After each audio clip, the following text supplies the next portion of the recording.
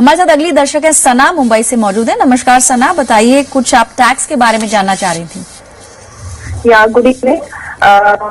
Actually मेरे father हैं, उन्होंने मुंबई पोर्टल से VRS ले लिया है। ओके। जिसके बाद उनको 55 लाख मिला है। उसमें से 10 लाख उन्होंने हम चारों बच्चों में बांट दिया है। ठीक है। उस 10 लाख को आई वाज थिंकिंग कि मैं उसको फिक्स डिपॉजिट में इन्वेस्ट कर दूं। ओके। तो मुझे जानना था कि क्या वो 10 लाख पे मुझे, मतलब मेरे फादर ने भी ऑब्वियसली इस पे टैक्स पे किया है, तो क्या मुझे उस 10 लाख पे टैक्स पे करना पड़ेगा? एंड क्या वो जो इंटरेस्ट आएगा फिक्स डिपॉजिट से उस पर मुझे टैक्स पे करना पड़ेगा? एक चीज सना मुझे आप बताइए, आप अभी वर्किंग हैं और अगर आप नौकरी कर रही हैं तो आप किस टैक्स स्लैब के अंदर आती हैं? नहीं, आई एम नॉट वर्किंग, मैं काम नहीं कर रही हूँ अभी फिलहाल। ऑलराइट बीनू, इनका बहुत ही संक्षिप्त सवाल है। इन्होंने पूछा जो अमाउंट इनको मिला है वो टैक्सेबल नहीं होगा, क्योंकि हम जानते हैं एक तरह का गिफ्ट माना जाएगा क्योंकि रिलेटिव से मिला है। लेकिन अगर ये रकम FD में लगा देंगी फिर टैक्सेबिलिटी कैसे कैलकुलेट हो रही है वो आप जरा सना को बताइए।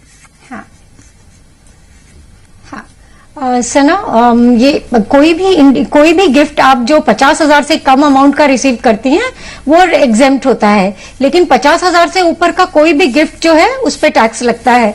लेकिन आप अगर किसी क्लोज रिलेटिव, जैसे कि आपके केस में आपने अपने फादर से 10 लाख रुपए इनहेरिट किए हैं, तो उस पे वो आपकी इनकम में ऐड नहीं होंगे। लेकिन अगर आप उसको FD या किसी और भी इंस्ट्रूमेंट में इन्वेस्ट करेंगी तो आपको उस पे उस प्रोडक्ट, उस इन्वेस्टमेंट एवेन्यू के हिसाब से टैक्स देना पड़ेगा, जो भी आप टैक्स स्लैब में आती हो। जैसे कि आप नॉन वर्किंग हैं तो उसके हिसाब से आपको एक फॉर्म भरना पड़ेगा बैंक के साथ, और वो आपको उस हिसाब से आपका टैक्स लेंगे या उस पर टैक्स चार्ज नहीं करेंगे।